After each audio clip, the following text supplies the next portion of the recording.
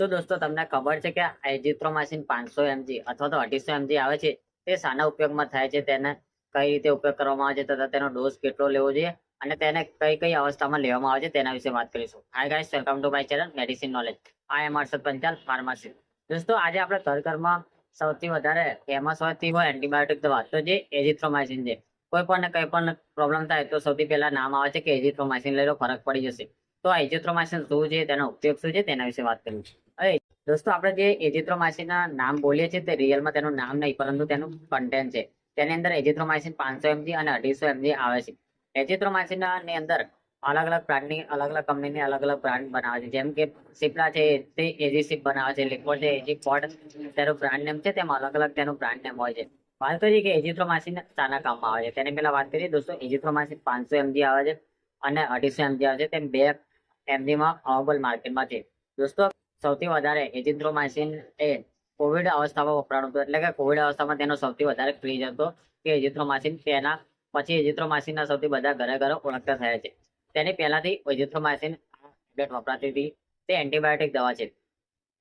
વાત કરીએ કે એઝિથ્રોમાઇસિન ટેબ્લેટ કઈ અવસ્થામાં વપરાય છે, તો દોસ્તો એઝિથ્રોમાઇસિન એ એવી અવસ્થામાં ઉપયોગ કરવામાં આવે છે, એવી અવસ્થામાં એવી અવસ્થામાં પ્રિસ્ક્રાઇબ કરવામાં આવે છે કે જ્યારે તમને કોઈ પણ પ્રકારનું ઇન્ફેક્શન થઈ ગયું હોય, તમને વાયરલ ઇન્ફેક્શન થઈ ગયું હોય, બેક્ટેરિયલ ઇન્ફેક્શન થઈ ગયું, તેવી અવસ્થામાં આ ટેબ્લેટ પ્રિસ્ક્રાઇબ કરવામાં આવે છે. એઝિથ્રોમાઇસિન જો તમને કફ થઈ ગયો, શરદી થઈ ગયું, ખાંસી થઈ ગઈ હોય, ટોન્સિસ થઈ ગયો, કહેવામાં આવે કે તમારા ગળાની અંદર કાકડા થઈ ગયા, ગાલપચોડી થઈ ગયું હોય અને સ્કિન રિએક્શન આવી ગયું, તેવી અવસ્થામાં ટેબ્લેટ પ્રિસ્ક્રાઇબ કરવામાં આવે છે. એઝિથ્રોમાઇસિન જો તમને ખાંસી થઈ ગયો, કફ થઈ ગયો હોય અને શરદી થઈ ગઈ હોય અને મળતી ના હોય, તેવી અવસ્થામાં ડોક્ટર એન્ટીબાયોટિક દવા પ્રિસ્ક્રાઇબ કરે છે, જેની અંદર એઝિથ્રોમાઇસિન એ કોમન દવા છે. દોસ્તો આજકાલ તો લોકો ડાયરેક્ટ જો તમને શરદી ખાંસી થઈ ગઈ હોય, તો કફ થઈ ગયો હોય, ટોન્સિલ્સ થઈ ગયા હોય કે જેને કાકડા કહેવામાં આવે, ગળાની અંદર થતા કાકડા કહેવામાં આવે છે, ગળાની ઇન્ફેક્શન કહેવામાં આવે છે. આ ઉપરાંત તમને ગળાની અંદરના ભાગમાં છાલા પડી ગયા હોય કે પછી ગાલ પચોડી થઈ ગયું એટલે ગાલનો ભાગ સૂજાઈ ગયો, તેવી અવસ્થામાં એઝિથ્રોમાઇસિન ટેબ્લેટ લેવાથી તમને રાહત મળે છે. આ ઉપરાંત એઝિથ્રોમાઇસિન ટેબ્લેટના બીજા ઉપયોગની વાત કરીએ તો એઝિથ્રોમાઇસિન એવી અવસ્થામાં પ્રિસ્ક્રાઇબ કરવામાં આવે છે કે જો તમને લંગ્સનું ઇન્ફેક્શન હોય, એટલે કે ફેફસાનું ઇન્ફેક્શન થઈ ગયું હોય, તમને કહેવામાં આવે કે તમારા આંતરડાની અંદર સોજો આવી ગયો, તમારા ફેફસાની અંદર પાણી ભરાઈ ગયું હોય અને તે સુકાતું ના હોય. આ ઉપરાંત તમને કોઈ પણ બોડીના કોઈ પણ ભાગની અંદર અપવાસ થઈ ગયું હોય, પરું થઈ ગયું હોય, તેવી અવસ્થામાં આ ટેબ્લેટ પ્રિસ્ક્રાઇબ કરવામાં આવે છે.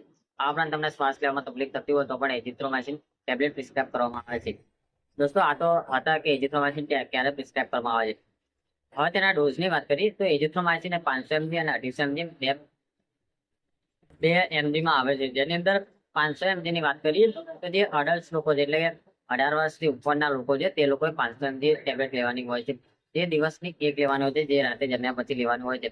તેમ 3 દિવસ યા તો 5 દિવસનો કોર્સ હોય છે. તમે 3 દિવસ યા તો 5 દિવસ લઈ શકો છો, જેવી તમારી પ્રોબ્લેમ હોય તે પ્રમાણે તમે લઈ શકો છો. આ ઉપરાંત વાત કરીએ નાના બાળકોની અંદર તો દોસ્તો 7 વર્ષથી લઈને 15 વર્ષથી 18 વર્ષના નાના બાળકો હોય તે લોકો માટે એઝિથ્રોમાઇસિન 250 mg ટેબ્લેટ આપવામાં આવે છે. જેનો ડોઝની વાત કરીએ તો સવાર સાંજે એક ટેબ્લેટ લેવાની હોય છે, સવારે એક ટેબ્લેટ અને રાત્રે એક ટેબ્લેટ લેવાની હોય છે.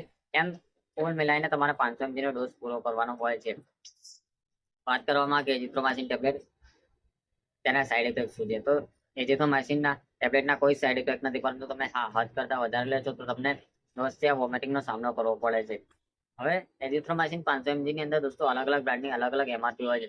5 સ્ટ્રીપની એમઆરપી અલગ અલગ હોય છે, 5 ટેબ્લેટની એમઆરપી અલગ અલગ હોય છે, જ્યારે 3 સ્ટ્રીપની એમઆરપી અલગ અલગ હોય છે. તેની અંદર એઝિસિપની વાત કરીએ તો 3 સ્ટ્રીપની તેની સ્ટ્રીપ આવે છે, 3 ગોળી આવે છે આ ટેબ્લેટની અંદર. તેની એમઆરપી 80 રૂપિયા છે, જે તમને કોઈ પણ મેડિકલ સ્ટોરમાં આસાનીથી મળી જશે. અને વાત કરીએ 5 ગોળીની વાત કરીએ તો તમને 130 રૂપિયામાં આવે છે, જે પણ કોઈ પણ મેડિકલ સ્ટોરમાં આસાનીથી મળી જશે.